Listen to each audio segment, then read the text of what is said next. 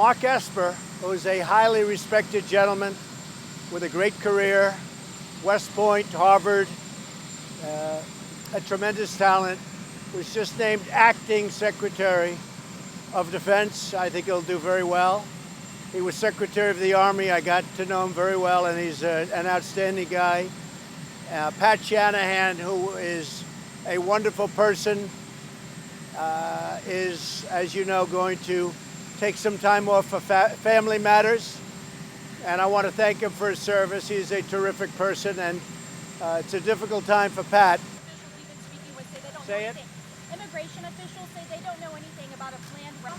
No, I didn't. I didn't ask him to withdraw, but he walked in this morning. He said it's going to be a rough time for him because of obviously what happened. But I did not ask him to withdraw. He presented me with a letter this morning. That was his decision. Say it. Most likely, that's what I'm thinking about doing. Very good vetting process, and you take a look at our cabinet and our secretaries, very good. But we have a great vetting process. But this is something that came up a little bit over the last short period of time. And as you know, Pat was acting. And so acting gives you much greater flexibility, a lot easier to do things. So that's the way it is. Too bad. Why is it taking so long to nominate someone? Well, this came up. This just came up. And I did the nomination. This just came up, and I think we did it very quickly. Pat Shanahan was acting, and we put Mark Esper in. Mark is highly experienced. I think he's going to fit in very easily.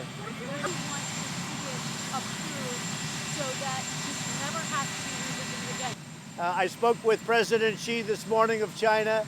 We'll be meeting at the G20, and I think that is working out pretty much as I anticipated it would. China very much wants to discuss the future, and so do we. So the relationship with President Xi is a very good one. We had a long talk this morning. You're going to find out. You're going to find out. Thank you very much. We're looking at Iran. We have a lot of things going with Iran. We're very prepared for Iran. We'll see what happens. But let me just say this. We are very prepared. Regardless of what goes, we are very, very prepared.